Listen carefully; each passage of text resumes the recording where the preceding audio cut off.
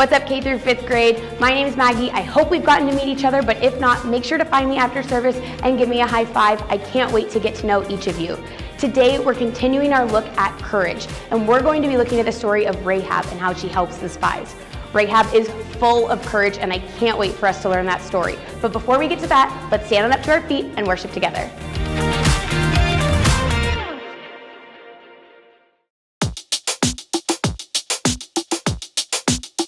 I know that you're right there, always right by my side. You're right there, when it's dark, you're my light. You're right there, in the day and at night. You're right there, yeah, no matter what.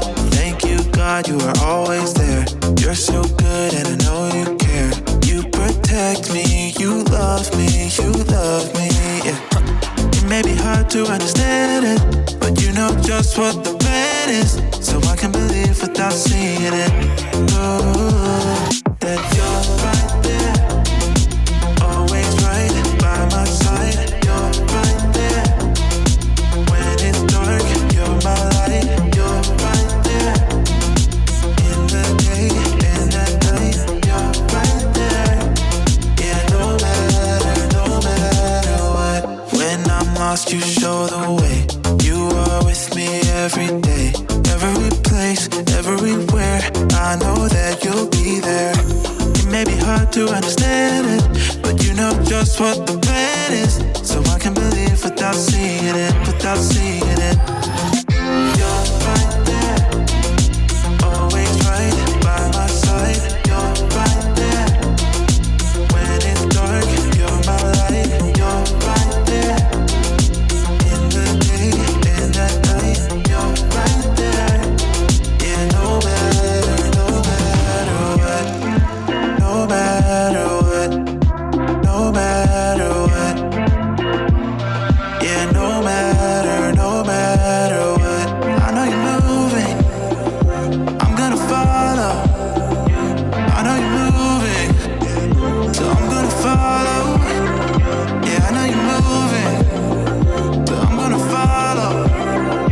I know you're moving, so I'm gonna follow.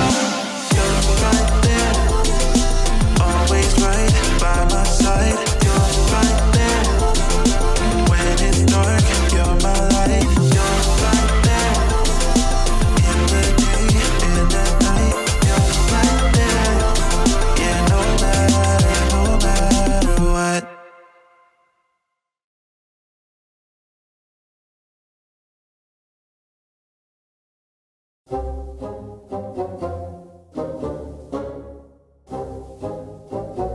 Welcome to Story Lab.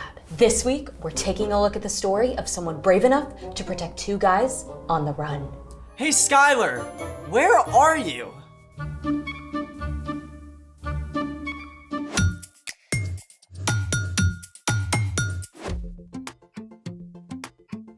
Hey, I'm Skylar. And I'm Sebastian. We're talking about how God can help us be brave when we face difficult things. Do you consider yourself to be a brave person? Well, yes. I mean, it depends on what I need to be brave for.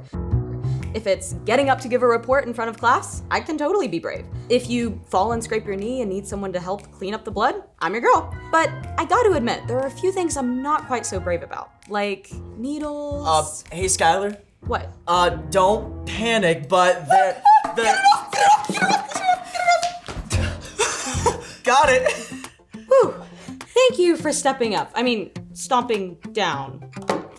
Hey, wait a minute. This is totally fake. And that was not a fake scream. I thought you were being heroic. But you set me up. True.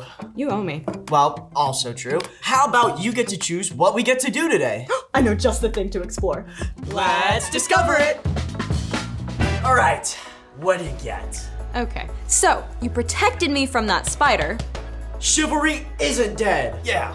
All right, but in the wild, there are different animals that actually do protect each other from danger. This I did not know.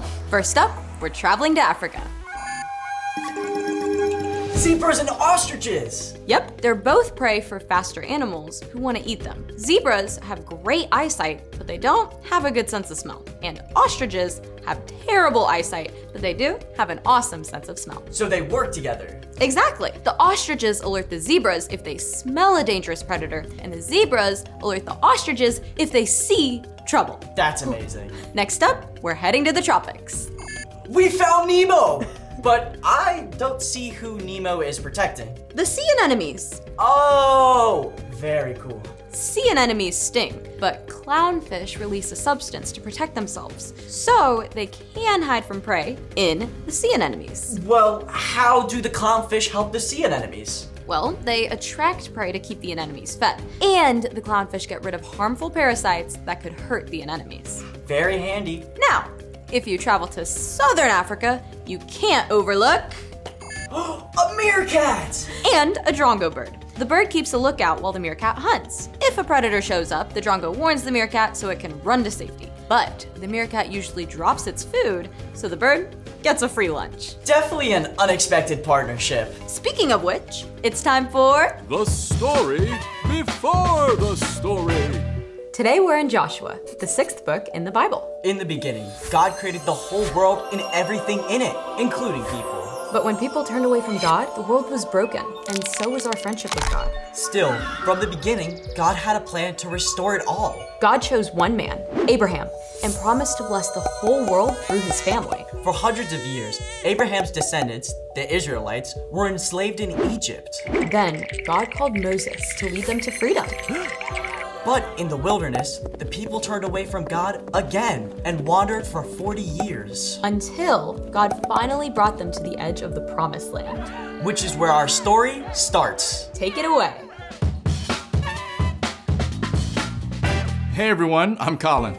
After 40 years camping out in the wilderness, God's people finally arrived at the Jordan River. When Moses died, God chose Joshua, who had shown great courage, to lead the Israelites. Joshua, I want you and all these people to go across the Jordan River. I will give you every place you walk on. Be strong and very brave. But this new land was not empty. A walled city called Jericho stood on the other side of the river, and the people who lived there worshipped false gods. Joshua knew that he must be wise as well as brave. Go and look over the land. Check out Jericho. We've got this. On it. So the spies snuck across the river and entered Jericho. A woman named Rahab offered them a place to stay. Now, the people of Jericho already knew about the Israelites, how their God had led them through the Red Sea and helped them defeat their enemies. So when word reached the king of Jericho that Israelite spies were in the city, he panicked. By order of the king, bring out those men who've come to your house. It's true that the men came here, but I didn't know who they were. They left at sunset. Rahab claimed the men were gone, but actually she had hidden them. See, Rahab's home was built into the city wall. Knowing the men were in danger, she had taken them up to the flat roof and piled flax to hide them. No one will find you here. Don't move until I return. Rahab even sent the king's messengers on a wild goose chase. I don't know which way they went. Go after them quickly. You might catch up with them. Now, did Rahab just tell a lie? Yup. But she did it to save the lives of the spies who would have been killed otherwise. The king's men believed Rahab. They quickly left the city to hunt for the spies. Rahab went up to the roof to talk with the two men she had hidden. Are they gone? They think they're chasing you back to the Jordan. Thank you. Look, I know the Lord has given you this land. We've heard the stories of what your God has done, and we're all afraid of you.